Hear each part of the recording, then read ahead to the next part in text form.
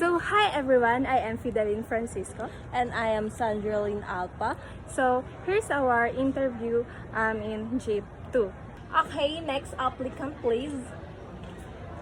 Good morning, ma'am. Hey, good morning.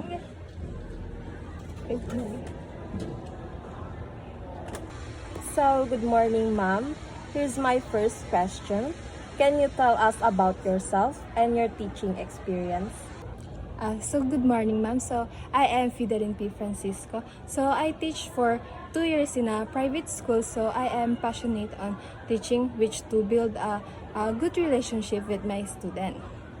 Okay, next. What is your educational background and teaching certifications? So I hold a degree of Bachelor of Secondary in Education, a major in English, and also I am a journalist in my previous university, which is the Zamboanga State College Marine Sciences and Technology, and I get my certificate and attending some seminars. Okay, next. What subjects and grade levels you have taught before? So I teach English subject in grade 9 in my previous school that I teach, which is the private school. Okay, next. What is your teaching philosophy? I believe that learning happens in a best way of supportive environment, so where students feel seen and valued. So I am to create a lesson that is student-centered, engaging, and adaptable to different learning styles. How do you incorporate technology in the classroom? I like to use PPT to use as visual aids to my students, and games for entertainment and engagement in my lesson. Why did you choose to become a teacher? So I chose to become a teacher because I love helping others to learn. So seeing students grow and build their confidence and achieving their goals. Okay, next. Can you describe a time you managed a difficult student?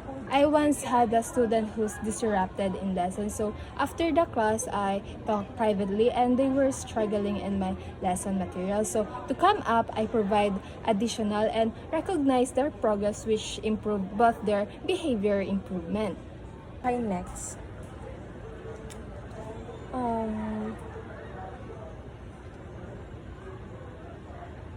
Okay, tell us about a lesson that didn't go as planned. How did you handle it? So one time I planned a group activity, then the student found confusing, so I paused the lesson, then I clarified the instruction and provided some example. So the student regained their focus and I used their feedback to refine the lesson for the future. Okay, next. Describe a time you work with a challenging parent. How did you communicate with them? So a parent was upset of their child's grade, so I listened attentively and showed them the outputs of their child's works and outplan for improvement. So by maintaining open communication and offering solution, we build a positive relationship with the parents of my students. Okay, next. Have you ever had to deal with a conflict between students? What was your approach? Two students were fighting, so I separated them after the class. I taught them what's the problem, so facilitates a conversation to help them understand each other, so each other's perspective. So the issue resolved and agreed in a better way communication. Okay, next. Tell us about a time you adapted your teaching style to accommodate a student's needs. So I had a student who has ADHD who struggles in a long lecture, so I incorporate movements break and provided instruction for a smaller step. So this adjustment improved their focus and overall class participation. Okay, next.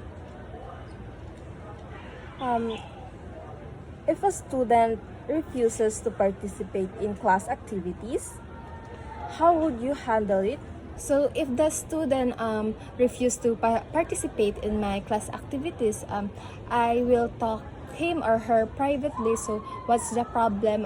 Why is not attending to my class? To have a solution. What's the problem of my student? What would you do if you notice a student struggling but they won't ask for help? So I provide subtle support, checking them individually during independent work and offering small group interaction. I also praise their work and effort to build trust and encourage them to seek help. Next. Imagine you have a disruptive student who constantly interrupts. How would you respond?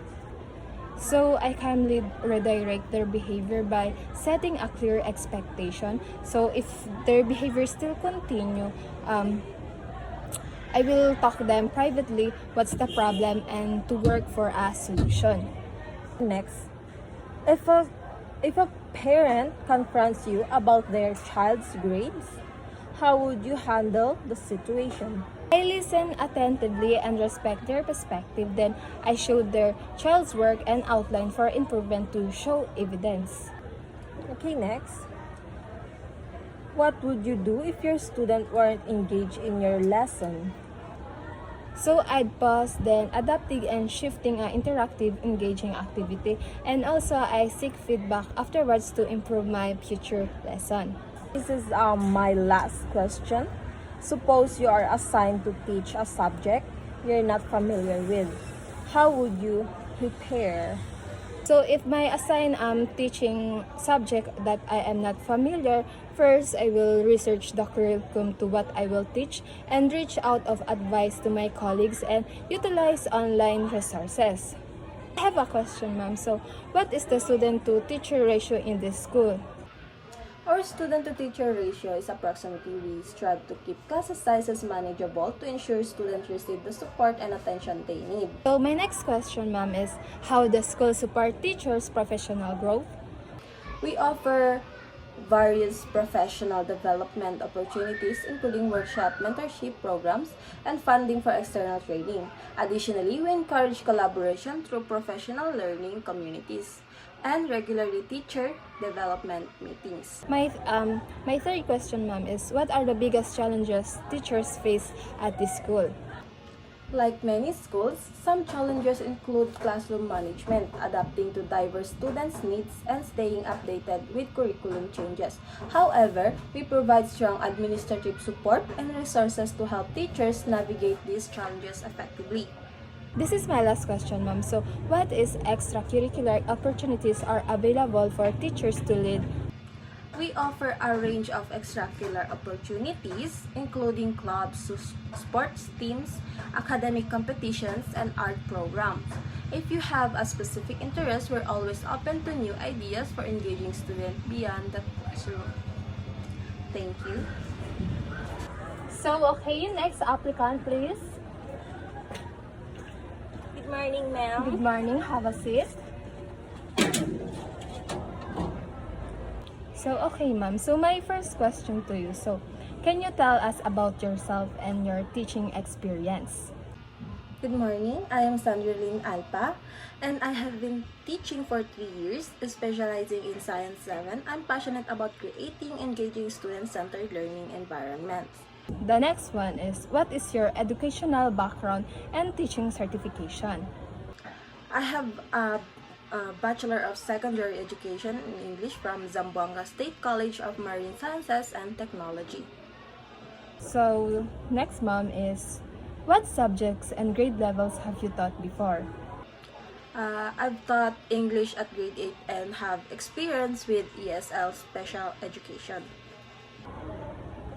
Then, what is your teaching philosophy? I believe in fostering a supportive and engaging classroom where students feel empowered to learn through collaboration, critical thinking, and hands-on activity. So, how do you incorporate technology in the classroom? I integrate digital tools like Google Classroom, Kahoot, or a specific software to enhance learning, engage students, and provide differentiate instruction. So, why did you choose to become a future teacher or teacher? I have passion for education and love helping students grow academically and personally. Seeing students develop confidence and skills is incredibly rewarding. So, can you describe a time you managed in a difficult situation in your student? A student in my class was frequently disruptive. I built a rapport by learning about their interests, set clear expectations, and provide positive reinforcement. Over time, their behavior improved. So, tell us about lesson that didn't go as planned. So, how did you handle it? A hands-on science experiment didn't work as expected. I turned into a discussion on problem solving, allowing students to analyze and troubleshoot the issue together. So, describe a time work with a challenging parent. So, how did you communicate with them? A parent was concerned about their child's grade. I listened, provided specific data on their child's progress, and collaborated on strategies to support learning at home. So, have you ever had to deal with a conflict between students? What was your approach? Two students had a disagreement. I facilitated a conversation where they expressed their viewpoints, found common ground, and agree on respectful behavior moving forward. So, tell us about a time you adapted your teaching style to accommodate a student needs. A student with learning difficulties struggled with lectures, so I incorporated visual aids and hands-on activities to support their comprehension, leading to noticeable improvement. So, if a student refuses to participate in a class activities, how would you handle it? I will privately check in with them, identify any barriers, and find ways to engage them based on their interests and strengths. What would you do if you notice a student is struggling but they won't ask for help? I would observe their work, often one-on-one support, and create a safe environment where asking for help feels comfortable. So imagine you have a disruptive student who constantly interrupts. So how would you respond?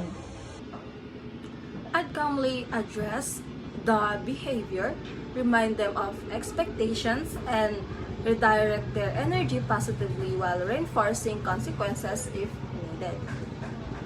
Next is, if a parent confronts you about their child's grade, how would you handle the situation? I would listen to their concerns, provide clear data, explain grading policies, and offer strategies for improvement. What would you do if your student weren't engaged in your lesson? So that's my question, ma'am. I'd assess why, perhaps adjusting my approach by incorporating interactive activities, real-world application, or student-led discussions. My next question is, so this is the last question, ma'am. So suppose you're assigned to teach a subject you're not familiar. So how would you prepare? I'd research curriculum standards, seek advice from colleagues, use reliable resources, and continuously learn alongside my students. What is the student to teacher ratio in this school? So, to your first question, ma'am, I believe that understanding the student to teacher ratio is crucial because it directly impacts the level of individual attention each student receive. How does the school support teachers' professional growth? Okay.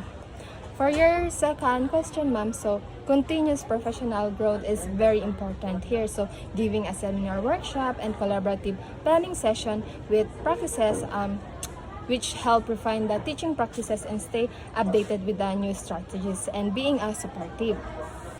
What are the biggest challenges teachers face at this school?